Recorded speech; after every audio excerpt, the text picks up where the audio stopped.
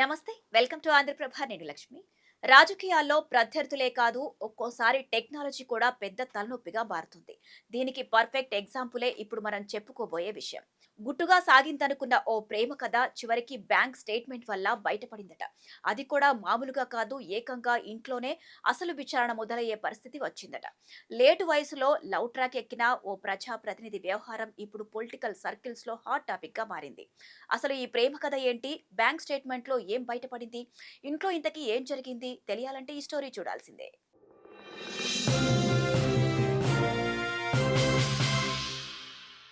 Politics లో ప్రత్యర్థులెప్పుడూ ఎదుటివారి కదలికలపై ఓ కన్నేసి ఉంచుతారు. ఎప్పుడేం దొరుకుతుందా అని కళ్ళు కాయలు కాసేలా ఎదురు చూస్తుంటారు. ఈ క్రమంలోనే రాజకీయ నేతలంతా చాలా జాగ్రత్తగా ఉంటారు. ఒక్కో అడుగు ఆచితూచి వేస్తుంటారు. కానీ కొన్నిసార్లు మన చేతిలో ఉండే టెక్నాలజీనే ప్రత్యర్థుల కంటే పెద్ద శత్రువుగా మారి కోలుకోలేని దెబ్బ కొడుతుంది. అదే తరహాలో ఒక ప్రజాప్రతినిధి లేటు వయసులో ఎంతో సీక్రెట్ గా సాగించిన romantic love story bank statement కారణంగా బయటకు వచ్చింది. అది కూడా ఇంటి ఇల్లాలి చేతికి చిక్కింది. ఆయన ఉమ్మడి మహబూబ్ నగర్ జిల్లాకు చెందిన అధికార పార్టీ ఎమ్మెల్యే అని తెలుస్తోంది. తొలిసారి అసెంబ్లీలో అడుగుపెట్టి తనకంటూ ఓ గుర్తింపు తెచ్చుకున్నారు. సీఎం రేవంత్ రెడ్డికి అత్యంత సన్నిహితుడనే పేరు కూడా ఉందట. రాజకీయాల్లో దూకుడు, మాటల్లో చలాకీతనం. 5 పదుల వయసు దాటినా మనసు మాత్రం యంగానే ఉంటుందంటూ ఆయన గురించి రాజకీయ వర్గాల్లో చర్చ జరుగుతుందని తెలుస్తోంది. ఈ క్రమంలోనే ఓ మహిళా కార్యకర్తతో పరిచయం ఏర్పడిందట.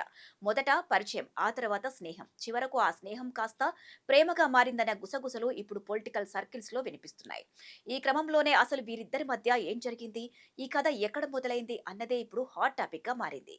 నిజానికి ప్రేమకు వయసు లేదు. ఆ లాజిక్ ప్రకారం చూస్తే 5 పదుల వయసులో ప్రేమ కథ ఉండటం సహజమే. కానీ ఈ లవ్ స్టోరీ మాత్రం కాస్త లిమిట్స్ క్రాస్ చేసిందనే గుసగుసలు వినిపిస్తున్నాయి. ఇద్దరి మధ్య పరిచయం కాస్త ప్రేమగా మారడమే కాకుండా గుట్టుగా వ్యవహారం సాగిందన్న టాక్ ఇప్పుడు ఉమ్మడి పాలమూరు జిల్లా రాజకీయ వర్గాల్లో హాట్ టాపిక్ గా మారింది. ఇక్కడ మరో ఆసక్తికరమైన విషయం ఏంటంటే, ప్రేమకు గుర్తుల్లాగా పూలు, చిన్న చిన్న గిఫ్ట్లే కాకుండా ఏకంగా బ్యాంక్ ట్రాన్సాక్షన్లు సైతం ప్రజెంటేషన్లుగా మారాయట.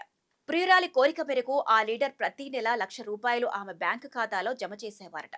అంతేకాదు, హైదరాబాద్ లో ఆమెకు ఓ ఇల్లు కొనిచ్చి దానికి సంబంధించిన నెలవారీ ఈఎంఐలను కూడా ఎమ్మెల్యేనే చెల్లిస్తున్నారట. ఇలా అంతా గుట్టుచప్పుడు కాకుండా సాగిపోతుందనుకున్న సమయంలో జరిగిన ఓ చిన్న పొరపాటు ఈ వ్యవహారం మొత్తాన్ని బయటకు తీసుకొచ్చిందన్న చర్చ ఇప్పుడు రాజకీయ వర్గాల్లో జరుగుతోంది. మరి ఈ లవ్ స్టోరీకి ట్విస్ట్ ఎక్కడ వచ్చిందంటే, ఆ ఎమ్మెల్యే బ్యాంక్ స్టేట్మెంట్ ఆయన సతీమణి చేతికి చిక్కిందట. అది చూసిన ఆమెకు మైండ్ బ్లాక్ అయిందట. ఎందుకంటే ఆ స్టేట్మెంట్ లో ప్రతి నెల ఒకే అకౌంట్ కు ₹1,00,000 చొప్పున డబ్బులు ట్రాన్స్ఫర్ అవుతున్నాయని ఆమెకి తెలిసింది. దీంతో ఆమెలో అనుమానం మొదలైందట. అసలు ఈ అకౌంట్ ఎవరిది? ఇంత మొత్తంలో ప్రతి నెల డబ్బులు ఎందుకు వెళుతున్నాయంటూ ఆరా తీశారట. అంతేకాదు, ఇంట్లో ఉన్న భార్యామణికి చెప్పకుండా మరో బ్యాంక్ అకౌంట్ తెరిచిన విషయం కూడా బయటపడిందన్న టాక్ వినిపిస్తోంది. ఇలా బ్యాంక్ ఎంట్రీలు, ట్రాన్స్ఫర్ వివరాలు ఒక్కొక్కటిగా బయటకు వచ్చాయని తెలుస్తోంది. దీంతో ఇంతకాలం గుట్టుగా సాగిందనుకున్న వ్యవహారం ఇంటి గుమ్మం దాటి బయటకు వచ్చిందన్నమాట. నిజానికి ప్రేమను ఎంత గుట్టుగా దాచినా డిజిటల్ లావాదేవీలను మాత్రం దాచడం అంత ఈజీ కాదని ఈ వ్యవహారం మరోసారి గుర్తు చేస్తోందంటూ పొలిటికల్ సర్కిల్స్ లో చర్చ నడుస్తోంది. ప్రస్తుతం ఈ romantic episode social, political circles లోనే ఎక్కువ హాట్ టాపిక్ గా మారిందట. ఇంతకీ ఆ బ్యాంక్ అకౌంట్ ఎవరిదని ఆరా తీస్తే మరో కుటుంబానికి సంబంధించిన వ్యవహారం కూడా బయటపడిందన్న ప్రచారం మరింత ఆసక్తిని పెంచుతోందని తెలుస్తోంది.